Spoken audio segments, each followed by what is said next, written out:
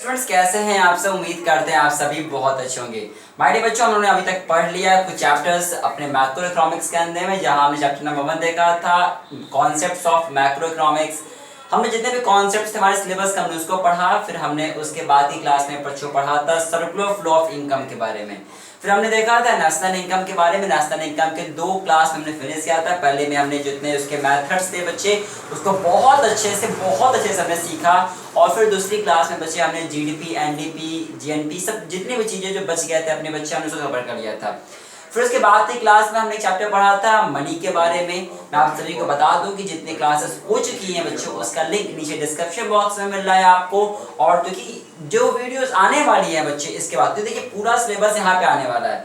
तो बच्चे अगर आप इस वीडियो को बाद में कभी देख रहे हो तो समझ के चलो कि पूरी वीडियोस आ चुकी होंगी तब तक। ठीक है, तो चैनल को सब्सक्राइब करना, बेल आइकन प्रेस कर देना और प्लेलिस्ट जाके चेक कर लेना, आपको वीडियोस मिल जाएगा। अब आइएगा बच्चे स्टार्ट करते हैं। यहाँ पे आज चैप्टर हम लोग पढ़ने वाले हैं बैंकिंग के बारे में। देखिए बच्चे इस चैप्टर को 2 पार्ट में मैं फिनिश करूंगा।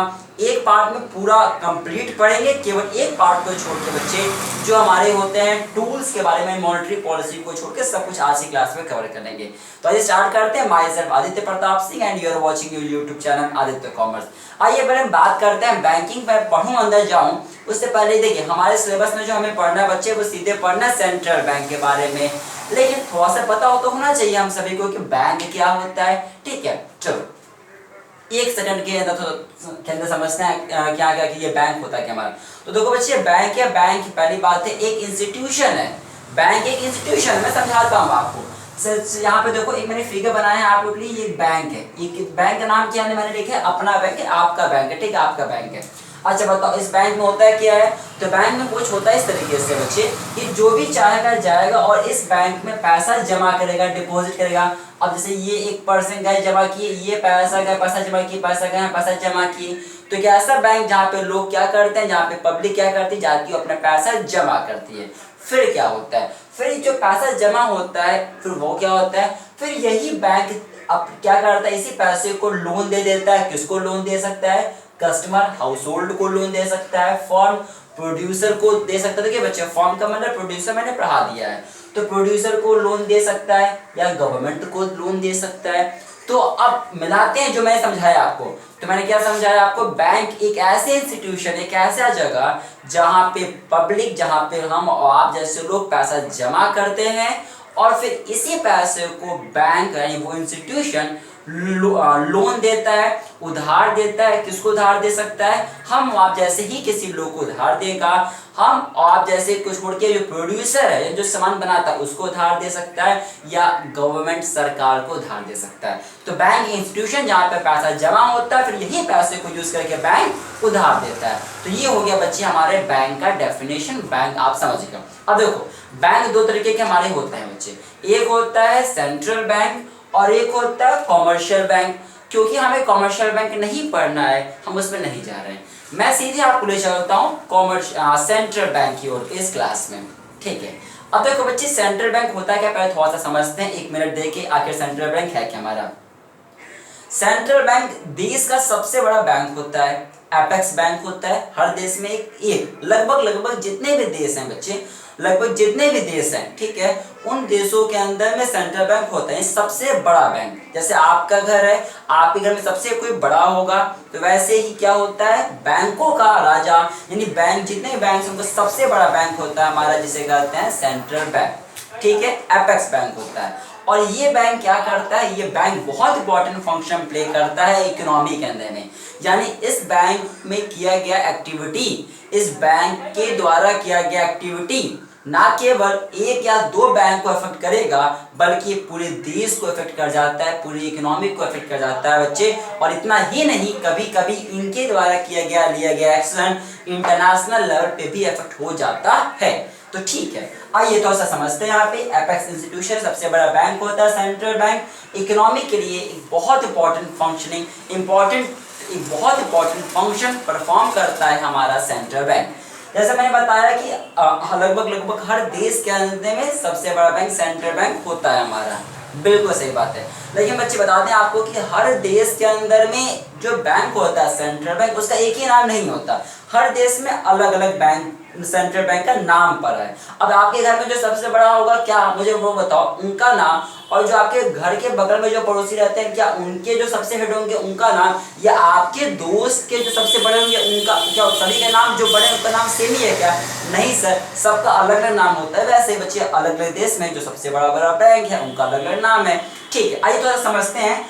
जैसे इंडिया के अंदर सबसे जो बड़ा जो बैंक है हमारा वो RBI, reserve bank of India है। इंग्लैंड के अंदर में है जो उसे बैंक ऑफ इंग्लैंड कहते हैं बच्चे। यूएसए के अंदर में, अमेरिका के अंदर में जो है उसे फेडरल रिजर्व सिस्टम कहते हैं। और फ्रांस में जो है उसे बैंक ऑफ फ्रांस कहते हैं। थोड़ा सा इन्फॉर्मेशन आपको थोड़ा सा मैं और दे देता हूँ यहाँ पे, ध्यान रखिएगा। सबसे पहला बैंक, सेंट्रल बैंक जिसको बनाया गया था वो बैंक ऑफ इंग्लैंड था। सबसे पहला सेंट्रल बैंक कब आया था? 1694 में आया था। थोड़ा सा, क्योंकि हम आप इंडिया के हैं तो थोड़ा सा इंडिया को तो पता होना चाहिए, थोड़ा सा कुछ और इन्फॉर्मेशन बच्चे आपके एग्जामिनेशन के लिए काफी हेल्प करेगा, एमसीक्यू एग्जामिनेशन के लिए। कभी बता दें आपको कि हमारे यहाँ का जो आरबीआई था ये 1 अप्रैल 1935 यानी 1 अप्रैल 1935 को हमारे यहाँ का आरबीआई बना था। एक बात थोड़ा सा और बता दें यहाँ पे, देखो जब आरबीआई नहीं आया था उससे पहले सबसे बड़ा बैंक कौन था हमारे यहाँ का? एसबीआई था। लेकिन 1926 के अंदर में हमें ऐसा फील हुआ यार काश हमारे पास भी एक बड़ा बैंक होना चाहिए एसबीआई को अलावा ना। तो हमने क्या किया, हमने एक कमीशन बनाया था जिसका नाम था बच्चे हिल्टन यंग कमीशन। ये कमीशन बनती है 1926 के अंदर में और ये अपनी रिपोर्ट देती हैं। रिपोर्ट देने के बाद 1935 के अंदर में, 1935 के अंदर में हमने अपने देश में सबसे बड़ा बैंक बना दिया जिसका नाम क्या पड़ा? RBI, reserve bank of India पड़ा। अब आपको एक खास बात, जब ये मेरा आरबीआई बना था ना उस समय ये प्राइवेट था। प्राइवेट था सर, क्या बात कर रहे हैं, बिल्कुल ये प्राइवेट था उस समय। 1949, जी हाँ 14 साल बाद 1949 में जाके हमने इसको क्या किया? नेशनलाइज किया था, इसको सरकारी बनाया था। ये बात इंपॉर्टेंट थी जो मैंने आपको बता दी है। अब आइए बात करते हैं यहाँ पे थोड़ा सा सेंट्रल बैंक के बारे में। देखिए हमारे यहाँ का जो सेंट्रल बैंक आरबीआई है उसके फिलहाल बात करने ले चल रहे हैं आपको, ठीक है। तो पहला क्या ध्यान किया, आप ध्यान किया पहला आपको क्या आपके यहाँ पे पहला आपके यहाँ पॉइंट मैंने की पॉइंट्स में लिखा है कि not for profit making institution. ये जो बैंक हमारा जो सेंट्रल बैंक होता है, जो सेंट्रल बैंक होता है ये कभी प्रॉफिट के लिए काम नहीं करता। ये प्रॉफिट के अलावा, मतलब इसका काम प्रॉफिट कमाना नहीं है। प्रॉफिट कमाने के लिए तो कमर्शियल बैंक बैठा होता है यार, सेंट्रल बैंक प्रॉफिट नहीं कमाता भाई।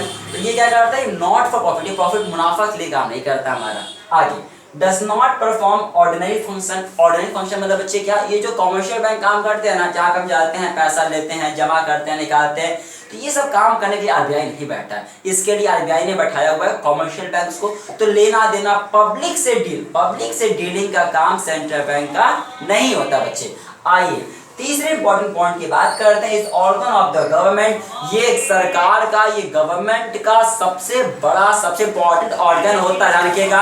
यानी जितने भी सरकार के गवर्नमेंट ऑफिशियल, जितने भी गवर्नमेंट के काम होते हैं ना बच्चे, ये सबका सारा चीज लिंक होता है आरबीआई से हमारा। समझ गए क्या? बिल्कुल। अब आगे देखो बच्चे, सेंट्रल बैंक को बताना हुआ ना, आपको नहीं पता सेंट्रल बैंक के बारे में, आप इनके फंक्शंस लिख देना, आपका काम हो गया। क्योंकि फंक्शंस अगर सही हैं तो सेंट्रल बैंक का डेफिनेशन भी सही है आपका, ठीक। अब देखो है कि आपका क्या क्या फंक्शंस हमारे होते हैं यहाँ पे। पहला जो फंक्शन है सेंट्रल बैंक आरबीआई का हमारा बच्चे, वो है बैंक ऑफ इशू। ध्यान रखिएगा, केवल और केवल पूरे देश में केवल इकलौता ऐसा बैंक जो नोट्स छाप सकता है, जो नोट्स को इशू कर सकता है, जिनके पास सोल पावर दिया गया, मोनोपोली दिया गया सिर्फ और सिर्फ आप ही नोट्स को छापना, आप ही नोट्स को इशू करना। तो किसको दिया गया? सेंट्रल बैंक को दिया गया। ये पहला फंक्शन हमारा कि आरबीआई के पास में ही केवल एक फैसिलिटीज है, फंक्शन है कि सिर्फ नोट्स को इशू कर सकता है, ठीक है। केवल यही एक नोट है जो नोट इशू करेगा, इसके अलावा किसी और को नहीं दिया गया। ऐसा तुम भी कर दो, ऐसा नहीं हो सकता। दूसरा क्या फंक्शन लिखा गया आपने यहाँ पे? Banker, fiscal agent and adviser to the government. Government, जैसे मैंने बताया आपको, सरकार के जितने भी बैंक्स हैं, देखो ध्यान समझो, हमारा बैंक, हमारा अकाउंट कहाँ पे होता है सर? कमर्शियल बैंक में होता है, एसबीआई में, पीएनबी में, इस सब जगह पे हमारा कमर्शियल बैंक में हमारा अकाउंट होता है। लेकिन सरकार का अकाउंट कहाँ पे होता है सर? आरबीआई के पास में होता है। तो जितने भी बैंक है ना, इतना ही नहीं, तो जितने भी अकाउंट हमारा, आपका ट्रांजेक्शन कहाँ पे होता है सर? कमर्शियल बैंक में, एसबीआई, पीएनबी, ठीक है, एचडीएफसी, ये सब जो कमर्शियल बैंक है। ये जो बैंक बताया मैंने बच्चे, इनका जो बैंक है वो कौन है? आरबीआई है। यानी जितने भी जो बैंक्स है ना कॉमर्शियल बैंक्स, इनका हेड, इनसे बड़ा इनका बैंक कौन है बच्चे? आरबीआई पर। तो बैंकर हो गया या सरकार, गवर्नमेंट को कोई अगर एडवाइस देना होता है, सरकार को कोई सलाह लेना होता है, कुछ पूछना होता है, कुछ भी तरीके का कुछ भी होता है भैया, तो सीधे दौड़ के किसके पास में जाएंगे? आरबीआई के पास में। भैया पैसा तो यही देगा, पैसा तो यही देगा, तो इनसे तो पूछना जरूरी है ना। चलो आगे बढ़ते हैं। यहाँ पे तीसरा पॉइंट क्या कहता है, देखिए तीसरा पॉइंट जो इंपॉर्टेंट पॉइंट हमारा यहाँ पे फंक्शन में आरबीआई का, वो लिखा गया बैंकर्स टू द बैंक। मैंने बताई थी आप सभी को, जितने भी बैंक्स है ना, उनका हेड कौन है? उनका बैंक कहाँ पे होता है हमारा? उनका बैंक आरबीआई के पास में होता है। जितने भी बैंक्स हैं उनके हेड, उनका बैंक आरबीआई के पास में। सरकारों का अकाउंट कहाँ पे होता है? आरबीआई के पास में होता है।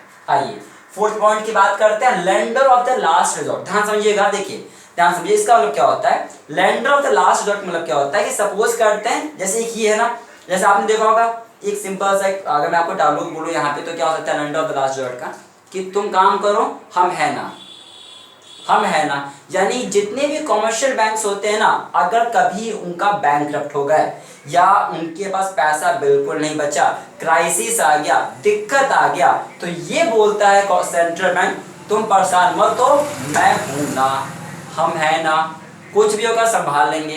तो ये क्या होता है? Lender of the last resort. अगर सब कुछ चला गया तो आरबीआई क्या बोलता है? डोंट वरी, मैं हूं ना, हम संभाल लेंगे।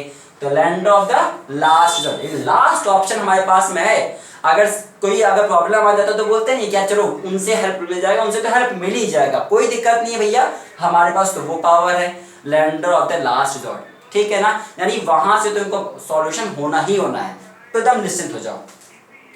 क्रेडिट कंट्रोल, बच्चे ध्यान रखिएगा, वेरी इंपॉर्टेंट पॉइंट। जितने भी आपके कॉम्पिटिटिव एग्जामिनेशंस होते हैं ना, उसमें ये पॉइंट भैया आप लिख लो, याद कर लो, जो करना करो, ये सबसे खास पॉइंट होता है बच्चे, क्रेडिट कंट्रोल। क्रेडिट क्रिएशन का काम होता है कॉमर्शियल बैंक्स का। इसको अगली क्लास में लोग पढ़ेंगे, जो कि हमारे सिलेबस का पार्ट है, बहुत अच्छे से समझेंगे, उसको जरूर देखना है आपको। और क्रेडिट कंट्रोल करना, क्रेडिट कंट्रोल कौन करता है? क्रेडिट कंट्रोल करने का काम कौन करता है? आरबीआई करता है। कितना उधार रखना है, कितना पैसा इकोनॉमी में घुमाना है, कितना नहीं घुमाना है, ये कौन डिसाइड करेगा? आरबीआई। ज्यादा पैसा इकोनॉमी में घूमने लगेगा ना, देखो नोट छाप कौन रहा है वहां पे? आरबीआई। ऐसा आपको कभी लगता नहीं क्या? देखो आपको कभी ऐसा कभी आप सोचते नहीं हो क्या? देखो नोट्स कौन इशू करता है? आरबीआई। हमने देखा, पढ़ाई दिया आप लोगों को। तो यार गवर्नमेंट अगर खूब सारे नोट्स छाप दे, तो सबको बांट दे, तो सबके पास पैसा आ जाएगा, कोई दिक्कत नहीं, इकोनॉमी कितनी आगे बढ़ जाएगी। ऐसा नहीं सोचता क्या? मुझे बताओ, हो सकता नहीं सकता? क्यों भैया, देखो नोट तो इशू करना है, आप नोट इशू करो, आप इशू कर दो, नोट सबके पास पहुंचा दो, सबके पास पैसा, कोई गरीब ही नहीं रहेगा इकोनॉमी के अंदर में। बट ऐसा नहीं हो सकता, ऐसा नहीं हो सकता। क्यों? इन्फ्लेशन आ जाएगा, प्रॉब्लम हो जाएगा। तो भैया क्या किया जाए, कितना पैसा रखना है, क्रेडिट को कंट्रोल करने का काम, पूरा कंट्रोलिंग का काम कौन करता है? आरबीआई करता है। एंड लास्ट पॉइंट क्या लिखा आपका? पब्लिकेशन। जितने भी स्टैट्स होते हैं, जितने भी इंफॉर्मेशन देना होता है, जितने भी पब्लिकेशंस होते हैं सरकार की, क्या काम हुआ, अच्छा उनकी रिपोर्ट ले आओ, उनकी रिपोर्ट दिखाओ। तो जितने भी स्टैटिस्टिकल इंफॉर्मेशन होते हैं, जितने भी पब्लिकेशन करने होते हैं ना, इन सभी को पब्लिकेशन को कौन करता है? इन सभी पब्लिकेशन को कौन करता है? जितने भी पब्लिकेशन होने पड़ते हैं, रिपोर्ट देने पड़ते हैं, इस सभी रिपोर्ट का देने का काम कौन करता है? आरबीआई करता है। पॉइंट क्लियर है? बस इतना ही रखेंगे आज की क्लास। आज हमने पढ़ा सेंट्रल बैंक के बारे में, उसके फंक्शंस देखा है। कल जब हम लोग मिलेंगे तो डिस्कस करेंगे इसके टूल्स, मॉनेटरी पॉलिसी के बारे में, काफी खास पॉइंट होगा। मिलते हैं अगली क्लास में, तो बाय बाय, ठीक है, thank you for watching this video.